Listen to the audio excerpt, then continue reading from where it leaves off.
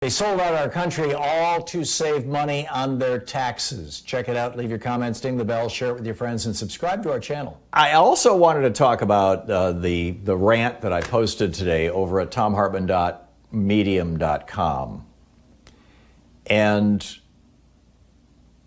it's titled, actually, The Inescapable Truth About Right-Wing Billionaires and Trump. And I start out by asking the question, first of all, pointing out that there's a bunch of very, very wealthy people who have been subsidizing Donald Trump and his merry band of supporters in the Republican Party. And, why would they do this? Why would these very wealthy people play a game of Russian roulette with the United States of America and its citizens? Why would they take such a chance on destroying democracy all around the world? Because if American democracy falls, the democracies of a lot of other countries are going to follow right behind it. We are the standard. We are the example for the world, or at least we were. So why would these right-wing billionaires be doing this, and multimillionaires? They proclaim that it's about libertarian or conservative ideology, but I think not. I don't think it's ideology. I think it's that they want to maintain the Reaganomics, trickle-down, austerity, neoliberal economic system that the United States flipped into in 1981. We were running on basic classic economics, Adam Smith economics, from 1933 until 1980. And things were working pretty good. And the rich were paying their fair share of taxes. A third of all tax revenues during the Eisenhower, Kennedy, Johnson, Nixon, Carter administrations, Ford, a third of all of the revenue coming into the federal government was coming from corporate taxes. Right now it's around 6%. Wealthy people as they started to make literally tens of millions or hundreds of millions of dollars a year, it pushed them into the top tax bracket where they were paying, at the time that Reagan came into office in 1981, they were paying 74% income tax. So rather than do that, they would just keep the money in their companies and build their companies and pay their employees well, because, hey, what else can you do?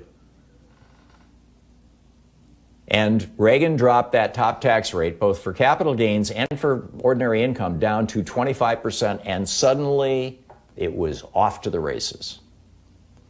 According to the Rand Corporation, $50 trillion that today would be in the pockets of working class people instead went into the pockets of the very, very rich. I mean, it's mind-boggling. I've got a link to that Rand Report study.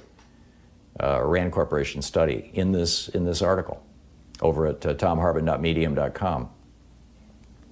Thus, as a result of this, Stadia, the big statistics sites on the internet, said, and I quote, "The number of billionaires in the U.S. has increased tenfold during this time." They were looking, this was published in 2013, and it was looking at 1987, the last year of the Reagan administration, or next to the last year, till 2012. The number of U.S. billionaires in the U.S. has increased tenfold during this time of 87 to 2012, from 41 billionaires in 1987 to 425 billionaires in 2012. Well, today there's over 650 billionaires in the United States. And here's what they want to keep in place. Number one, there's two ways you can tax the money that people get. If it's ordinary income, that's called the income tax. If it's, wages from working your brain or your muscles. If it's interest in income or dividend income, you pay a capital gains tax on profits that you make on that income. It's a different kind of tax. Well, the capital gains tax is lower than the ordinary income tax, and Donald Trump had promised a couple of months ago that if he remained president after January 20th, he would lower the capital gains rate to 15%. Secondly, average Americans pay a tax every year on their wealth. The largest store of wealth that most working class people have, 66% of Americans, working class Americans, own their own homes. That's their largest store of wealth. And every year, people like you and me who own their homes or if you're renting, you're actually paying the same tax in your rent, embedded in your rent, pay a wealth tax. We pay a tax on our wealth. We pay a percentage of the value of our houses to the state and local government as a wealth tax. So how much is the wealth tax on a billionaire's money bin on their investment portfolio? 0. There's no wealth tax on multimillionaires and billionaires, on their asset base, on their wealth. Yeah, they may pay some income tax or property tax on their homes, but their homes are typically such a tiny slice of their overall portfolio that it's relatively meaningless. So right now, the situation is that billionaires pay very low income tax rates. Many of them pay no income tax. Look at Donald Trump. And they pay no wealth tax.